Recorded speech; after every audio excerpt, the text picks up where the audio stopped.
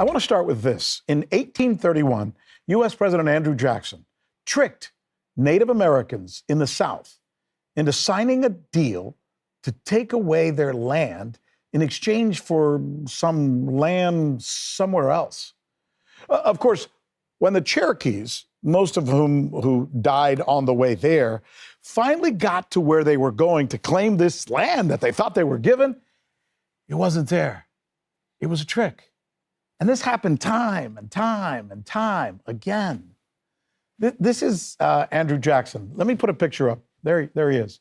There he is, attired on a horse, and now you're about to see him on in his White House portrait. There it is. Look at that. Looking regal, right? He was a notorious, quote, Indian hater. His was one of about 400 tricks or broken treaties or lies that the U.S. government engaged in during the expansion of America. You could actually say, right, that America was built on lies and broken promises during that era. Look, as Americans, this is not something that we're proud of, even as we accept that it's part of our history. But is it only part of our history? Is it only part of our history, or is it part of the present as well? Let me show you somebody else. This is James Baker. See that guy? In 1990, he told Russia/Soviet leaders that if they agreed to German reunification, he would promise them that NATO would absolutely not encroach on the Soviet Union or Russia. The U.S. and Russia would be friends from now on. And NATO would not threaten Russia, quote, not 1 inch eastward. That's the famous line, not 1 inch eastward, right? That's what James Baker was quoted as saying. As it turns out, it was a trick. It was a lie. How do we know that? Because just a few years later, NATO claimed Poland, and then Hungary, and then the Czech Republic. 2004, moved into Bulgaria, Estonia, Latvia, Lithuania, Romania, Slovakia, Slovenia. It was broken promise after broken promise after broken promise until they started to move on Ukraine with military infrastructure, no doubt, weapons, brazen military exercises right off the coast of Russia. Look it up. It's still on the Googles, right? And eventually a coup to remove a democratically elected president. See a pattern?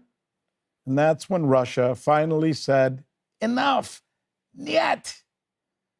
We also know, because of declassified documents now, it wasn't just James Baker. Everybody always talks about James Baker who lied about NATO. I'm going to give you a list of some of the others who knew, according to new documents that have been revealed. People who told Mikhail Gorbachev false assurances. President George Bush, Germany's Helmut Kohl, U.S. Secretary Council Chief Robert Gates. Remember these people. French President Francois Mitterrand. God, his name is fun to say. UK Prime Minister Margaret Thatcher. British Foreign Secretary Douglas Hurd. Prime Minister John Major. NATO Secretary General Manfred Warner. All of these people. So what some denied or described as an oversight is now clearly shown to be an orchestrated deception. And once again, see a pattern here? I have to ask. Knowing that history, what are the Iranians to make of this sneak attack? Because now we're really in the present. That they were fooled or lulled into believing was not going to happen, was not coming. But maybe a more important question is this.